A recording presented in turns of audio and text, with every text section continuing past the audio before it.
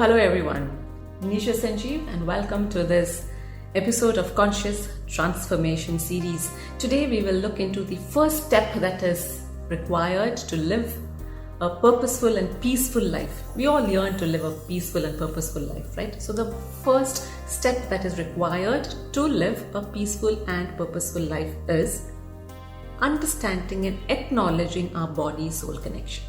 Now what do I mean by body-soul connection? We are not bodies with souls. We are souls with bodies. When we get this difference, most of our problems will vanish. Our soul has taken on our body to travel this world, to live in this world. It's not the other way around. It's not that a body has taken a soul to travel around you. Our body is a vehicle our soul has chosen. Our soul has decided to drive in around on this planet in this lifetime. But we being we, that know-it-all, superior, intelligent human beings, we believe we are the drivers and the soul can tag along if it needs to. It doesn't work that way. So what happens? We are not consulting our souls. We are not acknowledging it. In fact, most of us are so invested in our practical body that we think we are five sensory beings, and as long as we can hear and feel and touch and see and smell, we can conquer the world. We can create anything that we need. We can accomplish anything that we need. And those of us who rely on that extra sense are called weird. We even name some of them as psychics. But we all have a sixth sense. And we are all psychics to a certain extent. How sharp our sixth sense is and how psychic we are depends on how much we use our senses beyond those five senses. Right? And especially now, it is time, especially now when the earth's consciousness is changing and we are all under tremendous pressure, if you like it or not, that this is the truth. We are all pushed to evolve and transform. That is what is happening around, and therefore this is a time to be soul sensory.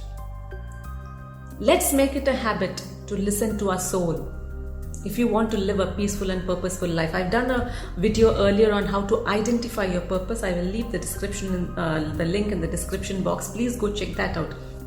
If you want to identify, if you want to unfold your purposes and your ultimate purpose and calling, this connection needs to be understood, and you need to go beyond your five senses. You need to start being soul sensory.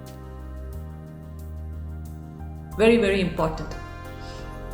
Once we acknowledge this fact that we are mere vehicles driven by our souls, our survival will become easy.